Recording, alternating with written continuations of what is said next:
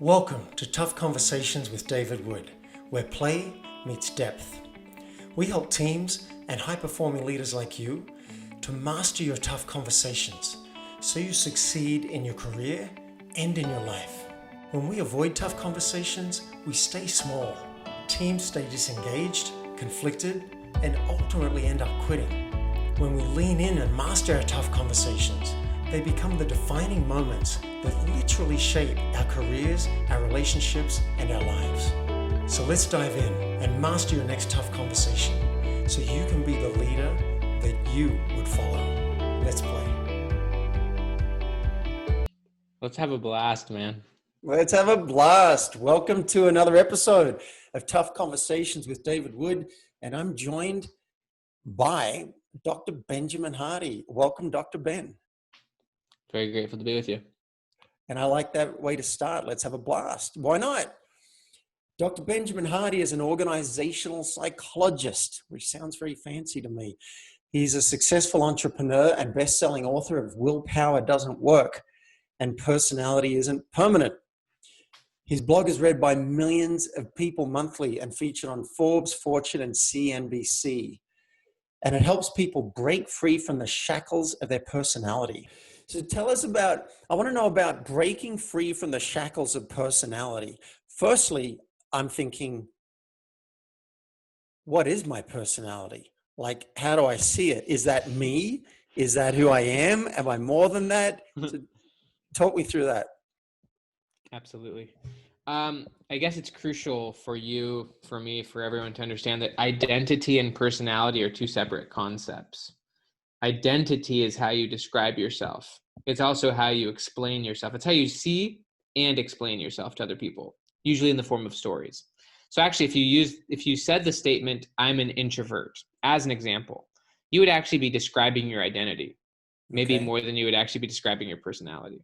So personality is how you consistently show up in the world. It's behavior and attitude. It's basically just how you consistently show up in situations and stuff like that. And so your identity, which is the story you tell about yourself, for many people, it's not consciously designed, consciously constructed. Often it could be the byproduct, for example, of traumatic experiences or of culture and many other things, right?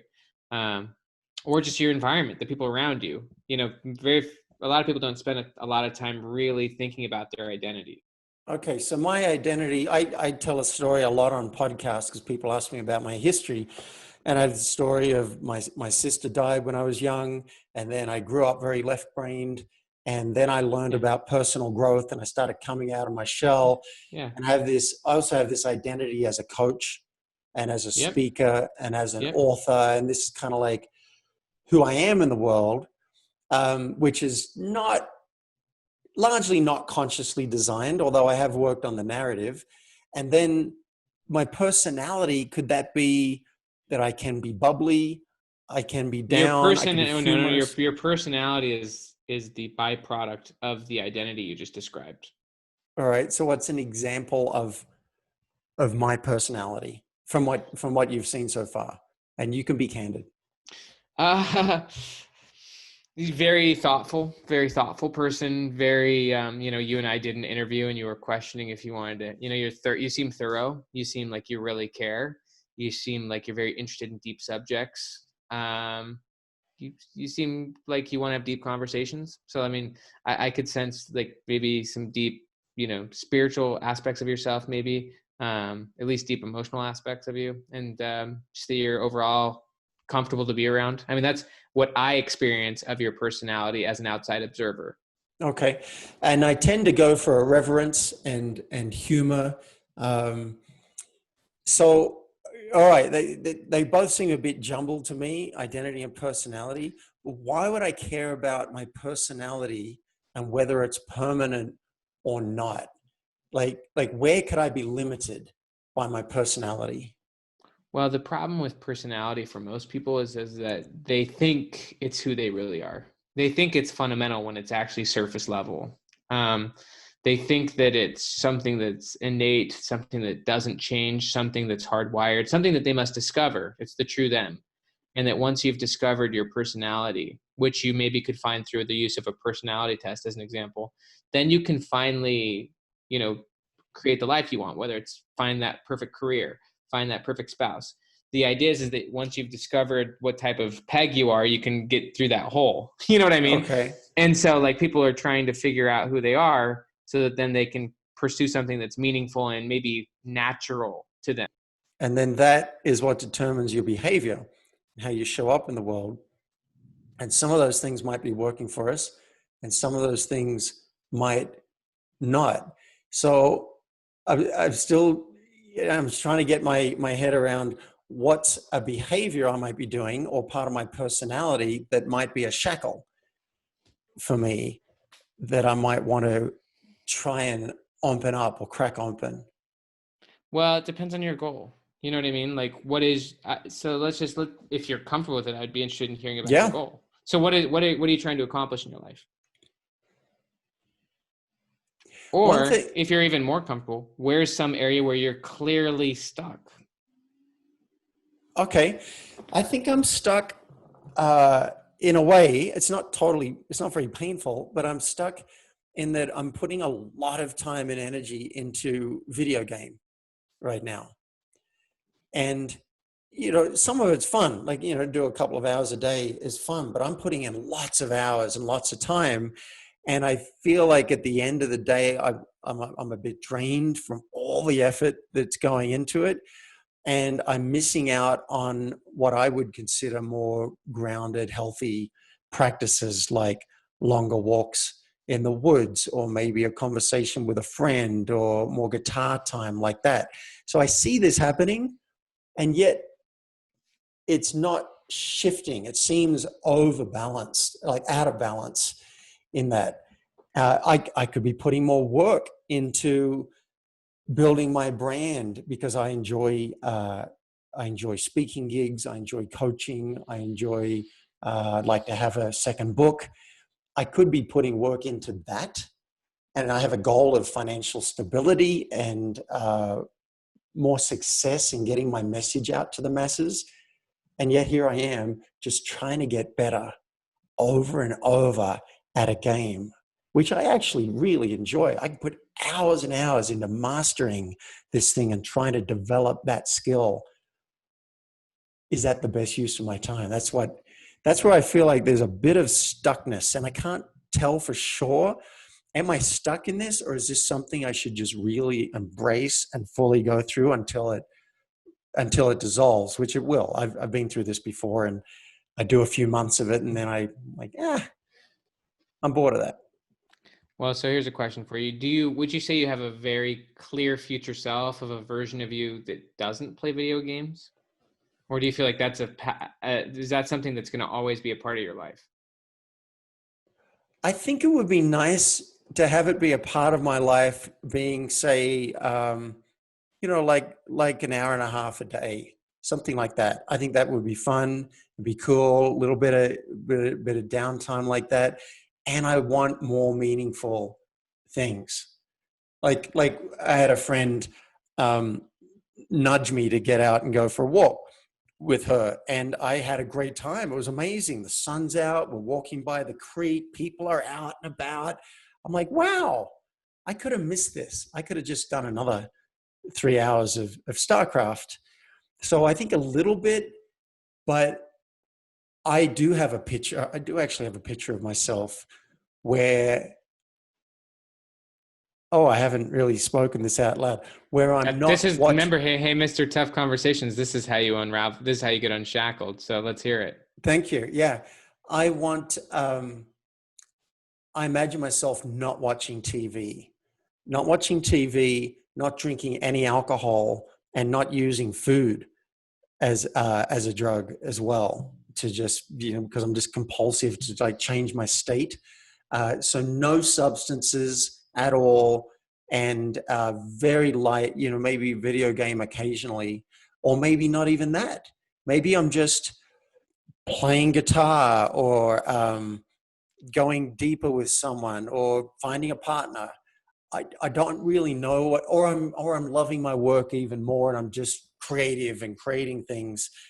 But I do have a picture. Well, so is that what you want? Like, would you choose that over what you've got?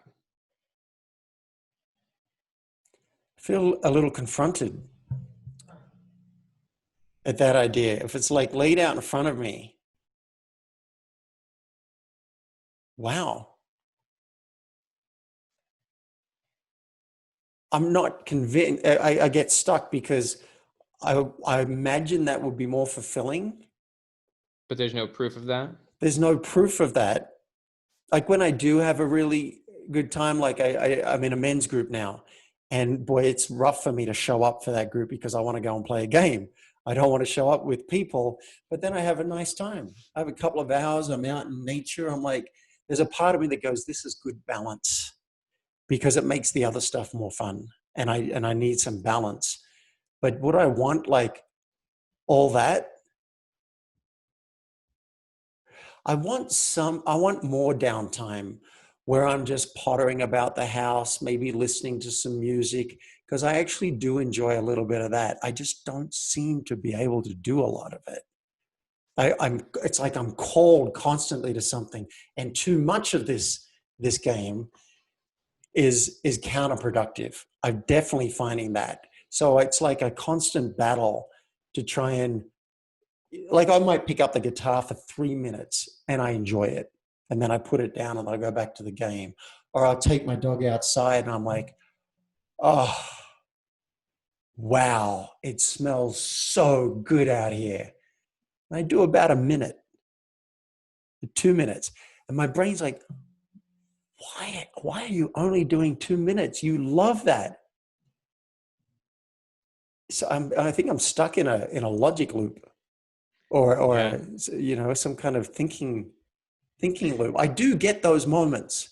By the way, I played World of Warcraft for like 15 hours a day back in the day, but that was literally 13 years ago.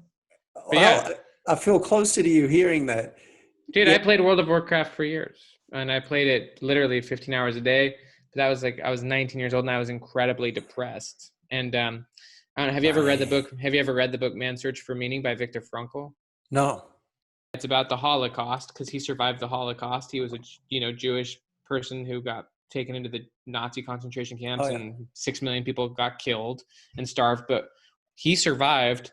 But from his perspective, and he was a psychologist, and he was very observant while he was in there. One thing he noticed is that when a person lacked a sense of hope and purpose for their future, that the present became meaningless.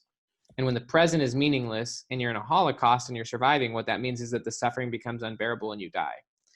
What that means maybe in modern society, if you don't have a clear future that's driving you, which, by the way, from Frankl's perspective, and he said this, he said, what man needs is not a tensionless state, but rather the striving and struggling for a worthwhile goal, a freely chosen task.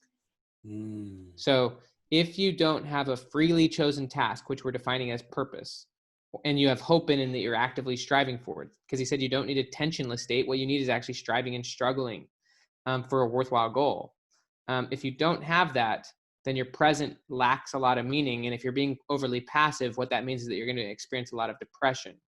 And so passivity in many ways creates depression. It definitely doesn't facilitate deep learning experiences or peak experiences.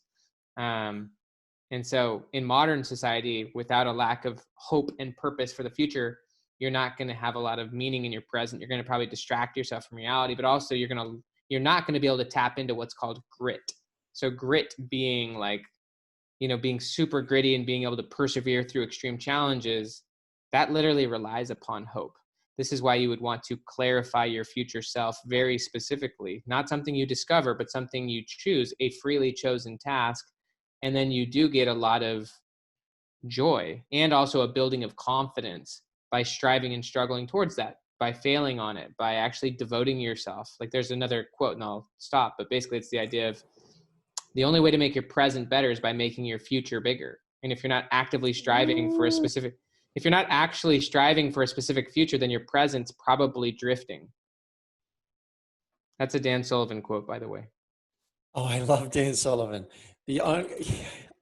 I quote him as well. The only way to make your present better is to make your future bigger. Yep. And so, yeah, I mean, if you haven't, but you need to clarify your future self first, and that then becomes the basis of your new identity. Rather than being so obsessed of your current self, it's your future self. I like this. So yeah, I can see that that's what could be missing. So we need that tension, that gap. And Dan Sullivan talks about the gap between where you want to be and where you are right now. And so I do have a sense of my future self. My desire is to be sought after, so that I can use my skills around tough conversations, authenticity, transparency. I would like companies to come to me and say, we need this guy, we need you.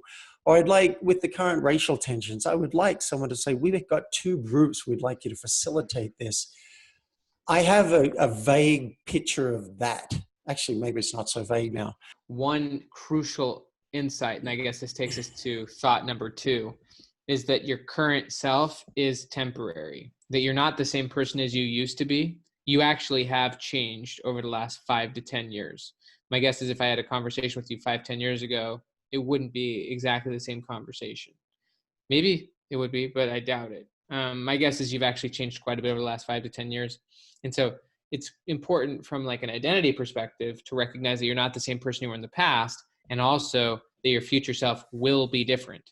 You're going to change whether you're intentional about it or not. Life is going to change you. You can change a lot if you're very intentional and you're actively and courageously moving towards chosen goals and stuff like that. But you're going to be a different person in 10 years from now. That Whether, makes sense. Okay. So and so personality really is impermanent. And we know that because our personality now is very different to, say, when we were 12 or when we were 20 or when we were huge. 30. Oh yeah. Yeah. Lots of research on that. But the key point here is that your current self doesn't matter that much. As weird as that sounds, because your current self is temporary. A tendency that people have is to overly define their present self. I'm a gamer, one example. But like we really like to label and solidify our current identity, which actually inhibits our creativity and our imagination towards a future self that's different from our present self. When you've overly assumed or overly defined your current self, then you assume that that's who you're going to be in the future as well, which does not have to be the case. It actually won't exactly be the case, but it certainly doesn't have to be the case. I feel myself opening up just hearing that. It's kind of a letting go of this idea of myself as a coach and a speaker and a trainer and as someone in solitude. And I don't know. That's where I got to listening to you speak. I don't Interesting. know what's Well, going to come. you can decide who your future self is, and so you can know what's to come. But who you are right now isn't the be all end all. It's up to Right. you what you want in the future. But like right now, so you want actually to hold your current identity a little bit more loosely. Whereas most people, they're so rigid about their current identity that they then think that who they are right now is who they're always going to be, and it really stunts their potential for growth in the future. Whereas I don't know if you've heard of the work from Carol Dweck. She's the one who coined the terms fixed mindset and growth mindset. Have you heard those terms? If you said fixed growth, Fixed mindset versus growth mindset. Have you heard those terms? They're pretty popular. I'm familiar with growth mindset. Yeah, so Yep. Carol Dweck is a Stanford psychologist who coined those terms. And basically what she found, and by the way, someone with a fixed mindset means that they believe that who they are right now is who they're always going to be. They don't believe they can change their skills or attributes or characteristics. Whereas growth mindset, they believe that they can change. Well, what Carol Dweck did is she's done a lot of research, particularly on students, just to see how they respond to situations. And she'll give, like, let's just say 30 students in a class a challenge that they're all going to fail, way above all of their current abilities, just to see how they react. Well, those with the fixed mindset, if let's just say they fail the test, what that means is that they're fully defined by who they are right now. That means that they can't overcome this obstacle. Like, this obstacle proves to be above them. And so they're dumb, and they're defined by where they are right now. And they're never going to be able to overcome such an obstacle. Whereas growth mindset, they fail the test. They're not defined as I'm stupid. Instead, they say I'm not there yet. So people with a growth mindset literally don't care that much about where they're at right now, because they know that in the future, they could be in a completely different place. They could learn that skill, even though they failed it today. And so your current self isn't as important as your future self. And so as a result, your current self shouldn't be overly defined or overly obsessed upon. Listeners, my takeaway, and hopefully one of yours, is that you can define a future self. You can create that, and you can have goals that create a tension, a positive tension. You're like, this is where I want to go, and I can achieve it. I can get there, which will make our present better because our future is bigger. If you don't have tension in your state towards a future self, then what that means is that you don't have hope and purpose for your future, which means your present lacks meaning and context, which is not a great place to be. So I think what you're saying is great. And there's a lot of research, by the way, to point to this idea that we're both talking about. One, there's a guy named Hal Hershfield. He's at UCLA. He studied the idea that when you clarify a future self as a different person than you are today, that's important because your future self will make different decisions than you make today. And they'll look differently upon the decisions that you make today than you look at them. Just like you can look differently upon the decisions your former self has made differently than they looked upon them. And so when you view your future self as a different person, then you can think about what they would prefer versus what you would prefer right now. Maybe you right now prefer playing video games for 15 hours a day, which I'm, again, totally comfortable with. But maybe your future self has a different preference about what, you do today. Wow. And then you can then make decisions based on the preferences of your future self versus the present preferences of your current self. Because if you're only making decisions based on the preference of your current self, then your decisions are based on what would be generally considered pain and pleasure. Yeah. Play. I like this. I get the image of us creating a personal boardroom for ourselves, and we add our future self to the board so that no one better to get information from. Yeah. Nice. Dr. Ben, I've really enjoyed this. Maybe we can talk another time about all progress starts with telling the truth. I'd love to get into that another time if you're open to it. That's some gold, my friend. There's a lot of good stuff there. Let's just say one aspect of telling the truth is telling people about who you genuinely want to be, your future self. That's the first place to start. Nice. Tell everyone about your future self, the person you genuinely want to be. Take the time to clarify, but start telling people that that's what you would genuinely want. And that will start to lead you more closely to conforming your behavior. The goal is that your future self is the thing predicting your daily behavior, not your former self. Yeah, thank you. Dr. Ben, how can people find out more about you? Personality Isn't Permanent right here. Check out the book. You can get it anywhere, Amazon, Kindle, etc. My website's benjaminhardy.com. I've got a future self checklist at my website that you can download. And there's also literally a very powerful 20-minute training where I break down how to reframe trauma and how to clarify your future self. So that's at benjaminhardy.com. I'm going to check out that checklist and that video download. Thanks, man. I've had a really good time. Appreciate you being on the show. You're amazing, brother. It was a huge honor. You're really fun to talk to. You've been listening to Tough Conversations with David Wood. Now it's action time. Mastering your tough conversations will have a major impact on your team, your company, and you as a high-performing executive or entrepreneur. If you're ready, request a discovery session with me at playforreal.life so we can transform your team, your company, and you. And if you've enjoyed this episode, I would love you to help me spread this message of tough conversations in a very simple way. Just leave a public review at playforreal.life/podcast. And you may hear me read it out loud and thank you live on a future podcast. Now, let's play.